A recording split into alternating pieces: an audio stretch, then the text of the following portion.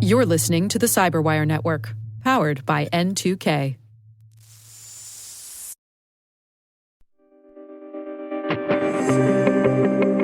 Welcome to Threat Vector, the Palo Alto Networks podcast where we discuss pressing cybersecurity threats and resilience and uncover insights into the latest industry trends. I'm your host, David Moulton, Senior Director of Thought Leadership for Unit 42. Curious. Constantly curious.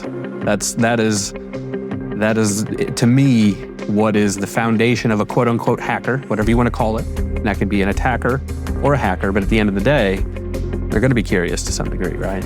And I think being endlessly curious is something that can only benefit you within constraints, of course, but being curious.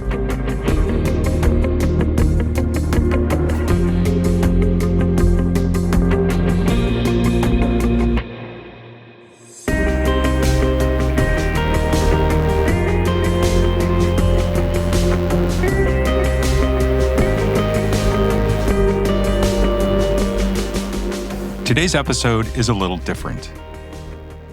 Instead of diving straight into the latest threat intelligence or attack techniques, we're pulling back the curtain to get to know the person behind the research. I'm speaking with Kyle Wilhoit, Director of Threat Research here at Unit 42, and this is his story. Kyle's journey from a curious kid picking up hacker magazines at Barnes & Noble to leading some of the world's most sophisticated threat research is one that reflects the evolution of our entire industry. He's been a Black Hat board review member for over 7 years, mentors the next generation of cybersecurity professionals, and has that rare combination of technical depth and genuine curiosity that makes him so effective at what he does.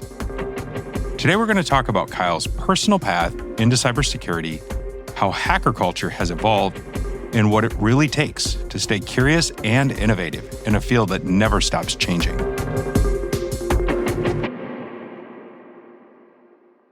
Kyle, when we last spoke on Threat Vector, you gave us a grounded, no FUD, in case you don't know what that means, fear, uncertainty, and doubt view of how AI is and isn't transforming the threat landscape. It was back on episode 13.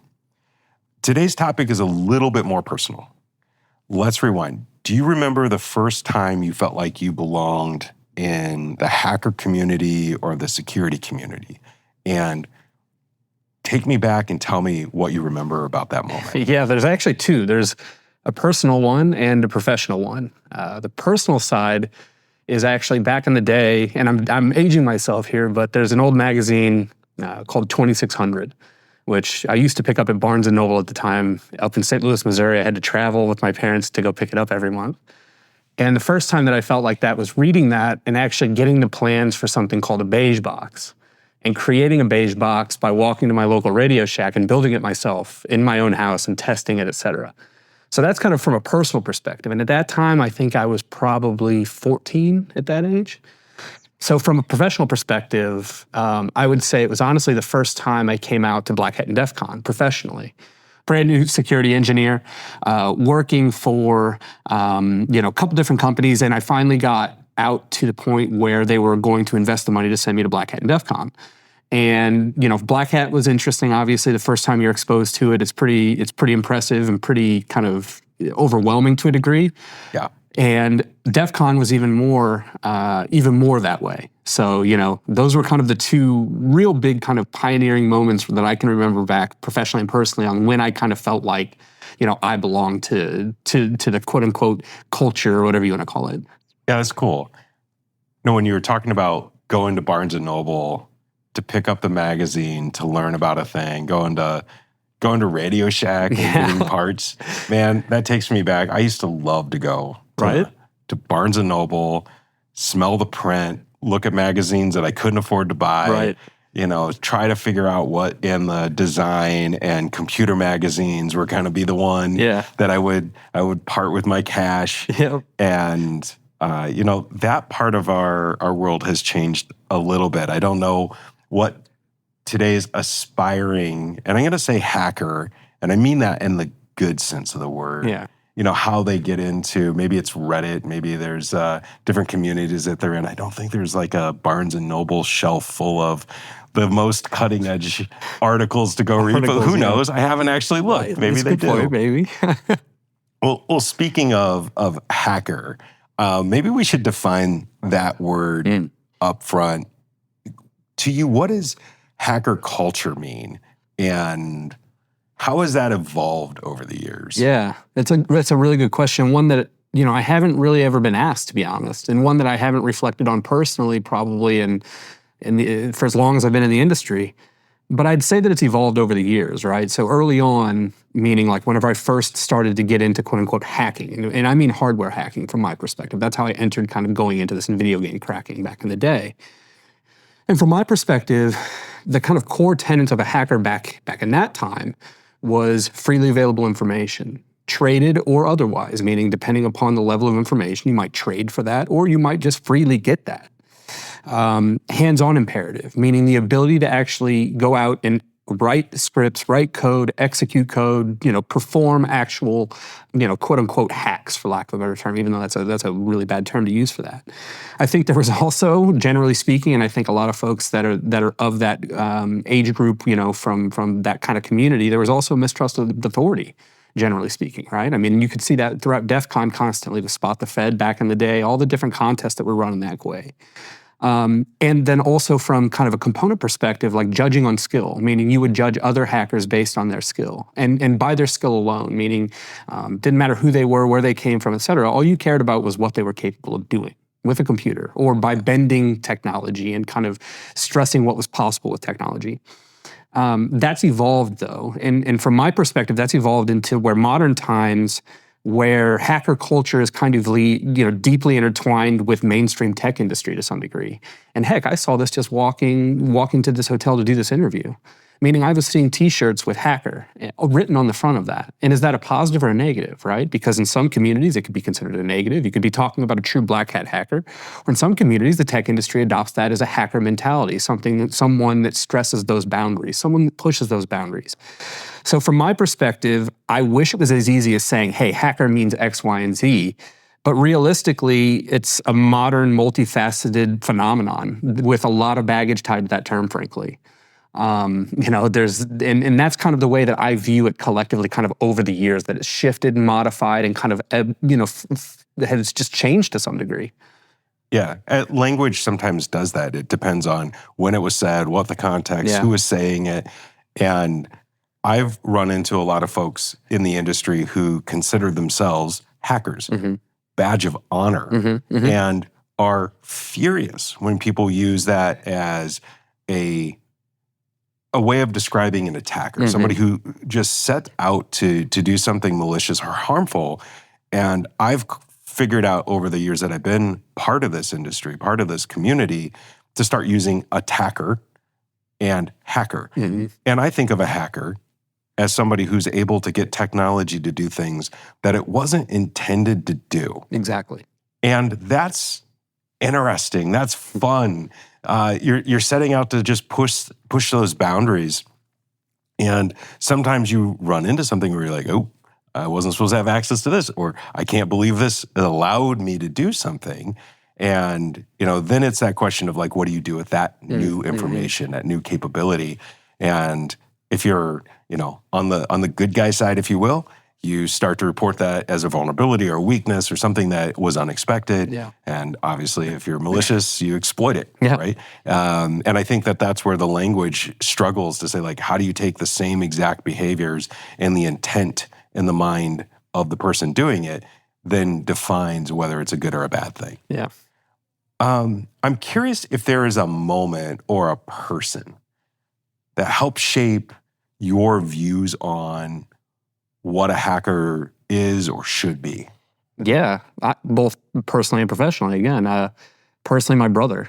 He is an engineering mindseted individual that literally wants to understand how everything works, and that literally means taking things apart. I can remember as a child seeing him take things apart, trying to understand how they function. And that rubbed off on me over the years to then make me endlessly curious on how things function. And I think that that's fundamental to the quote unquote hacker mindset, right? Someone that's endlessly curious. And I think that ties into why my brother impacted me from that way. From a professional perspective, there's a few folks, Martin Rosler and Ben April from Trend Micro. Those were two of my leaders back at Trend Micro. And they really kind of taught me to constantly ask what if, meaning, what if I could do this? What if we go out and approach this problem? What if, meaning almost daydreaming research in a way. And it was really, really good to work alongside both of those individuals in terms of, kind of teaching and thinking through that mindset, both really skilled in that area. So I'd say personally and professionally, that's kind of, some of the more impactful folks that really impacted me from that mindset specifically.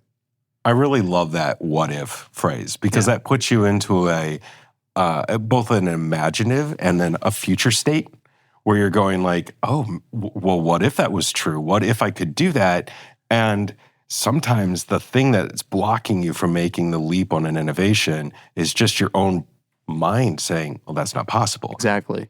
But if you flip it around and you go, what if? And then it unlocks these possibilities. Exactly. And that's what Ben and Martin really kind of didn't train us. They led us to that, right? In a way, meaning, hey, think up a hypothesis and execute on that. See if it comes to fruition. If not, if the data proves that your hypothesis is wrong, it's still the conclusion at the end of the day. And that's still data and it's still a story to tell, right?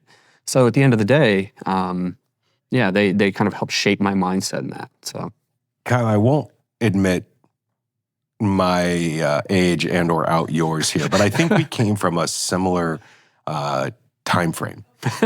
We both went to Radio That's Shack. fair. That's fair. We both went to Barnes & Noble. I'm losing my hair. Yeah. That's fair. But I think there was a moment where education said failure's not an option. You've got to always succeed. And sometimes asking a dangerous question like what if might lead you to a hypothesis of things you couldn't do. So you didn't want to be a person who did a thing that didn't work. Mm-hmm. And yet, I think that there's a moment where you reframe what you just talked about. Yeah, you have a hypothesis, you run it down, it doesn't work. You still learn something. Absolutely. That's key. Yeah. All right. We'll jump back in a little bit. This is a fascinating piece of the conversation. I want to go back to our last conversation. We talked about AI and how it's changing attacker tactics. And this time I want to ask you, how has the rise of new tech, AI, automation, changed hacker identity and culture? I think the number one factor or the number one thing that I see is lower barrier to entry for these types of criminals and these types of nation state adversaries. What I mean is automation, generative AI, whatever you want to call it, is facilitating and fueling cybercrime at a rate that we haven't seen, as well as fueling nation-state espionage at a rate we haven't seen in the past. I think that type of technology is only going to continue to increase speed in which these attackers are coming to scale and how fast they're coming to go out and actually perform initial attacks, et cetera. So I think that's the number one thing that we're seeing is just the lower barrier to entry. I think the other thing is outside of having that lower barrier to entry for these attackers, I think also what we're starting to see is the evolution of attackers starting to use things like LLMs and generative AI to do more advanced techniques. I mean, heck, we just saw a blog recently written that a Russian state-sponsored group was actually using an LLM, Gemini if I'm not mistaken, to go out and actually assist it in writing actual malware that functioned. So what that really leads to is, again, that lower barrier to entry. Attackers are able to use and manipulate LLMs, jailbreak them in some capacity, manipulate the guardrails, whatever that is, and ultimately get the LLM to do things that it wants, or that the attacker wants, rather. I think those are the kind of two big shifts that I'm seeing. You've seen the industry shift from hobbyist forums to billion-dollar enterprises. What do you think has been lost in the professionalization of cybersecurity? It's funny you ask this because I can actually kind of think of myself to some degree, right? Because I was kind of a quote-unquote hacker in the old school sense of the word, and then migrated over into the corporate world. So I kind of can look at this from my own perspective. And I think one of those areas is the loss of just open and free information sharing. right? I think that's one of the reasons that I pursued intelligence, because a lot of intelligence work is ultimately sharing information. And I truly believe that I think the power, of threat intelligence is sharing. But I think that the concepts and, kind of migrating more to, that professionalization of cybersecurity, I think that that's directly related to, some of the decline of open information sharing.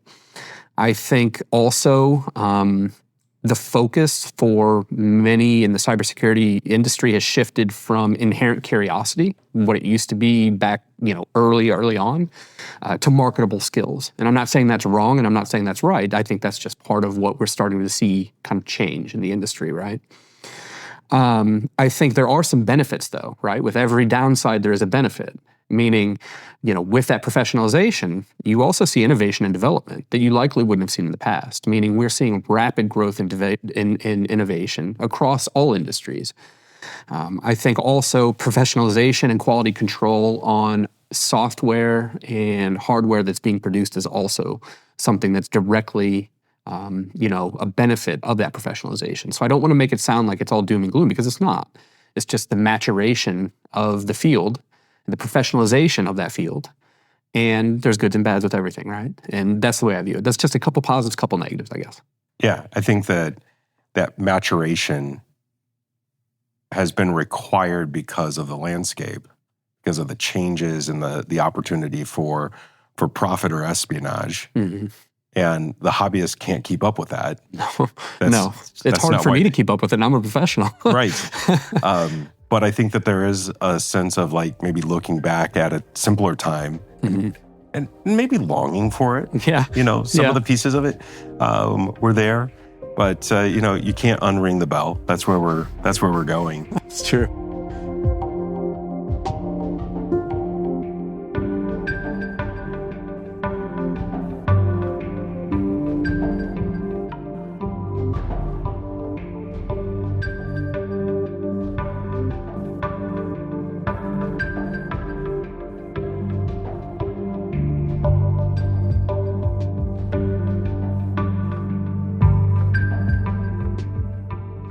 I want you to talk a little bit more about some of the benefits that you don't think get enough credit. You mean with the professionalization of cybersecurity? That's right. I think innovation is probably one of the largest benefits. I don't think that the same amount of R&D dollars would be spent in innovative categories and innovation in general without that professionalization, frankly. So I think that that's one of the direct benefits. One of the direct impactors in a positive way is that innovation.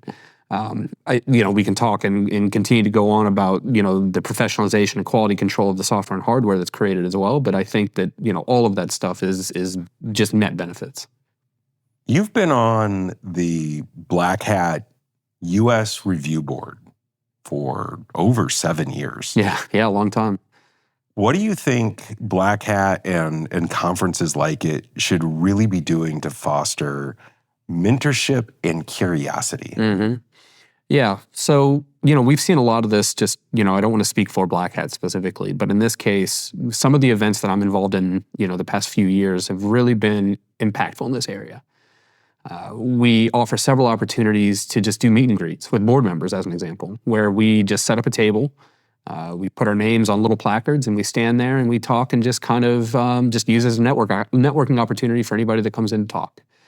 That's the kind of thing that I think really makes an impact, because it allows you to get one-on-one with individuals. I'm also a college instructor as well. And having that one-to-one time to be able to provide that mentorship, I think is something that's really key, especially now in today's kind of cybersecurity industry. I think it's imperative to be able to try to find somebody that can kind of help mentor you. And because there's so many different avenues to take in the industry now. It's not as simple as it used to be back whenever I got into the industry. It was much more linear back then. So, setting up those opportunities to be able to mentor and have those one-on-one connections is something that I continue to see Black Hat doing and stepping up into. And that's an area that I continue to volunteer for on the board, because again, I think that that's really where you see good benefit, is that one-on-one connection. So let's talk about that next generation. You mentioned a minute ago that you're an instructor. I'm wondering what advice you'd give to students or new professionals that are quote unquote trying to break into security. especially those that don't feel that they fit the mold? Okay. I like it. I'd say there's 3 things that I constantly give in terms of recommendations for my students. The first is master the fundamentals. And by the fundamentals, I'm referring to, networking, networking topology, understand how RFC 1918 space works, understand how to configure network devices, et cetera. Do the same from a coding perspective if possible, right? So master fundamentals that you can apply directly to your role. Because at the end of the day, that's going to be, what you can do technically is going to be the foundation of what you can go from. I would say also get your hands dirty as much as possible. Create your own lab. Back whenever I was first getting started, I created my own lab in my basement and literally bought parts off eBay, racked and stacked stuff, configured it, learned how, and that's where I practically learned how to network devices together and have them communicate, all that stuff. And then the final piece is what I would consider kind of a bit different, and that's embracing soft skills. Something that is oftentimes lost in our industry is the ability to effectively and concisely communicate. Like being able to break down complex topics down to simple, bite-sized formats that people can understand. And individuals can really succeed in this field that have that capability to communicate in that way. And that's something that I really try to stress to my students is you can be the most technical individual in the world, and that's amazing. But can you communicate what you know effectively? And if that answer is no, then obviously there's some places that you can work on from a soft skills perspective.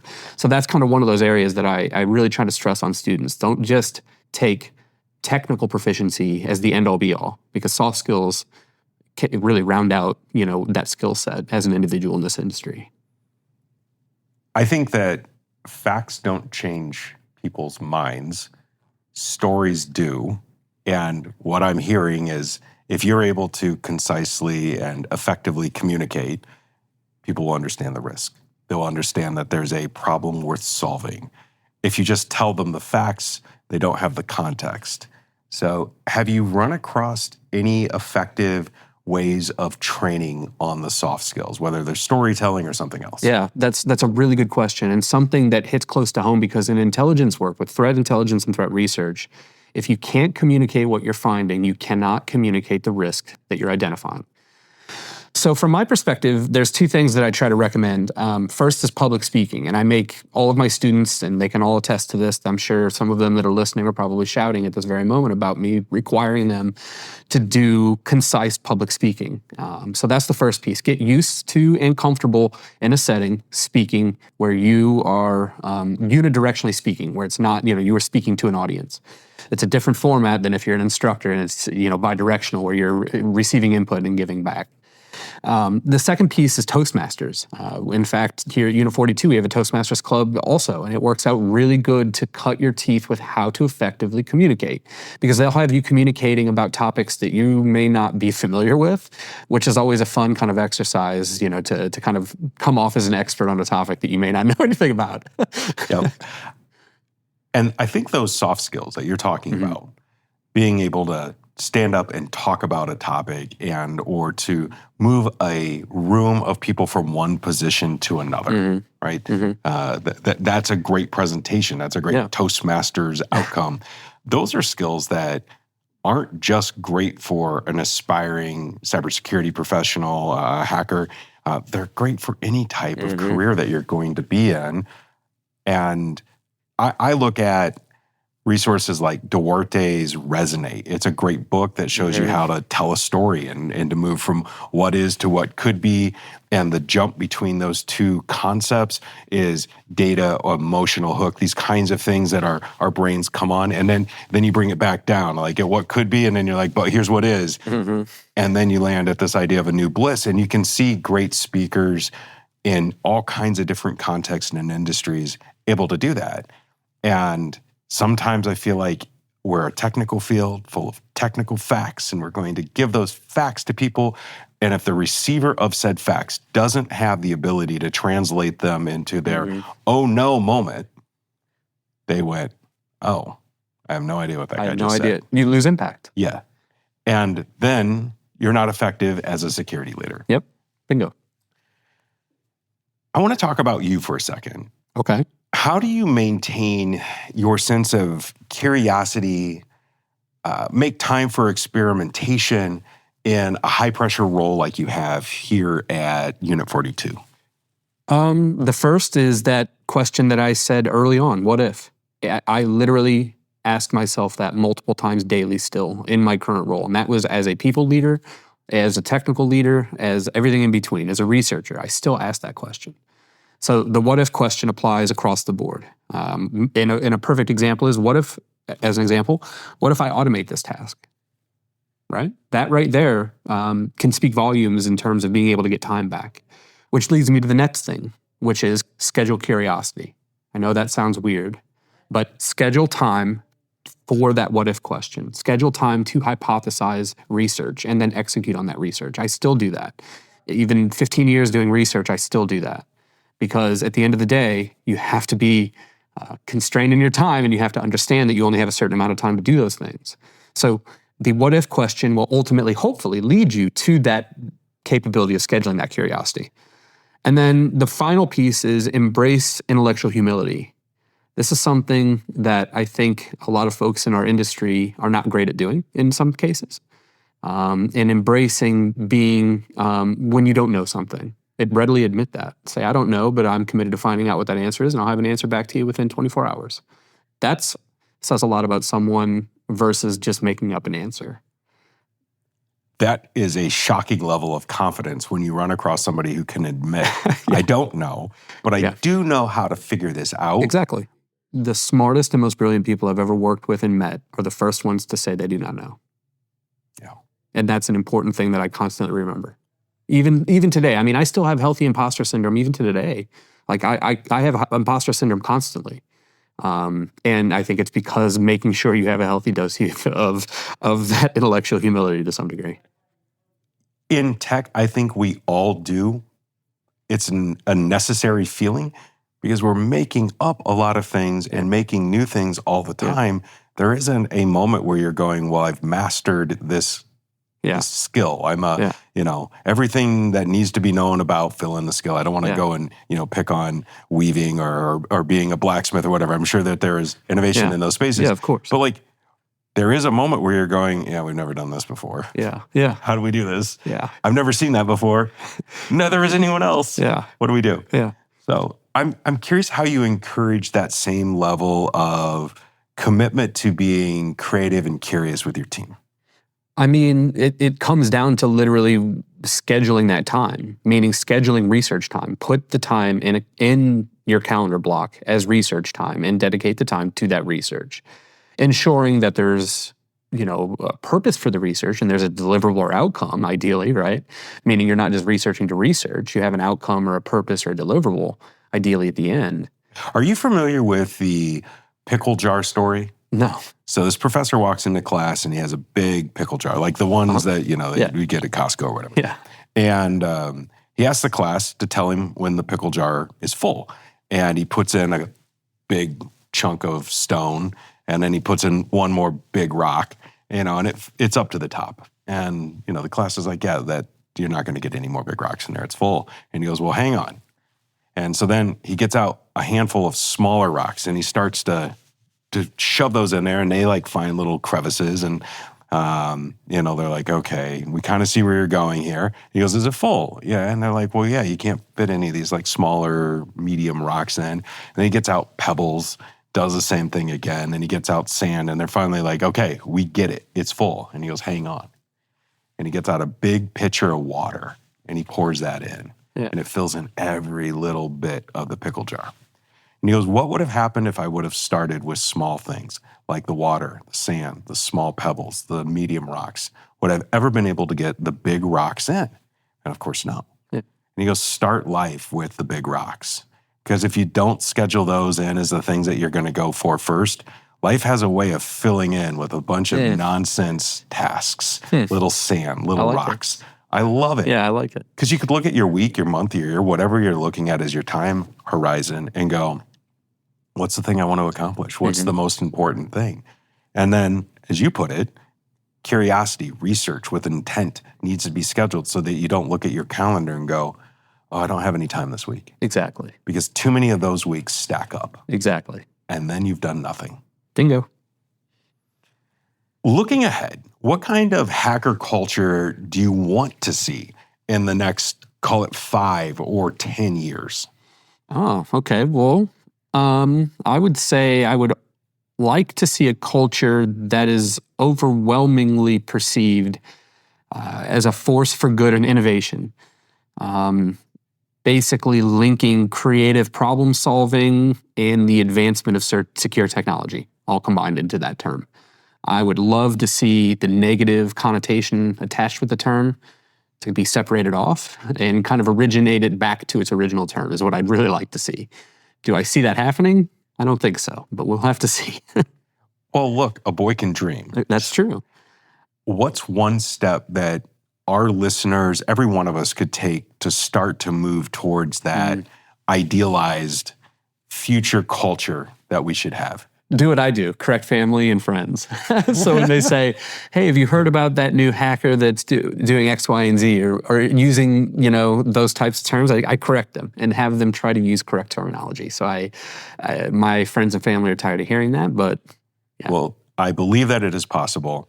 Kyle, you've had a career that bridges research, mentorship, teaching, and public speaking. What values have stayed constant for you throughout it all? And which ones are you still evolving? So relentless curiosity. You've heard me mention curiosity a lot throughout our conversation, and having that relentless curiosity is huge. I think having unyielding integrity also with the research that you produce, because the data, will speak for itself, it's accurate or not. So having integrity with the research you're conducting, with the data, what you're doing behind the scenes, et cetera, is extremely important. Knowledge knowledge is a shared resource. And what I mean is, I fundamentally believe that knowledge gains value when it's shared. And in this case, hoarding information for personal advantage is a dead end. I see that. And that's something that I try to kind of continually, think through and kind of, make sure that I'm cognizant of. Some of the things that are still evolving, that's a difficult question. And it's something that requires me to kind of think a little bit about, myself. But what I would say is the first thing that I struggled with was patience with problems migrating to patience with people. So meaning I had all the patience in the world for problems that existed in data, problems that existed in the technical realm. But whenever I became a people leader, I was not attuned to understanding the patience with the people aspect. So that was something that was constantly evolving, constantly shifting, and something that I had to acutely be aware of to some degree.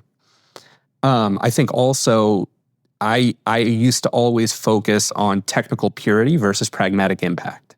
So meaning, what is the technical purist route is one way, or you can go option B, get there faster. It's not going to be pure, maybe, might have some inefficiencies or maybe some things that might not be, perfect, but it still gets the job done. So that's something that I'm still evolving and kind of shifting my mindset from being a technical purist in the purest sense of the word. And I think also migrating from a right to speak to a responsibility to listen also. So meaning, you have a responsibility to listen, not necessarily to speak in all settings, right? So knowing when to speak, how to speak, et cetera, is something else that I'm constantly aware of and is constantly evolving to some degree. So I don't know if that answers your question, though. It does. Okay. And I'm right there with you, brother.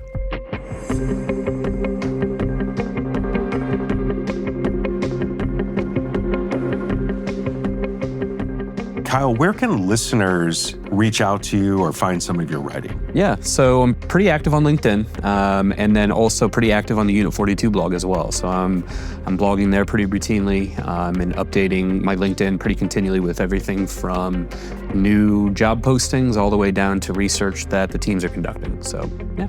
I'll go ahead and make sure that those are in our show notes.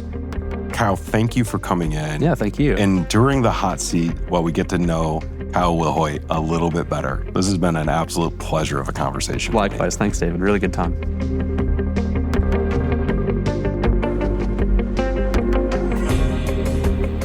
That's it for today. If you like what you heard, please subscribe wherever you listen and leave us a review on Apple Podcasts or Spotify.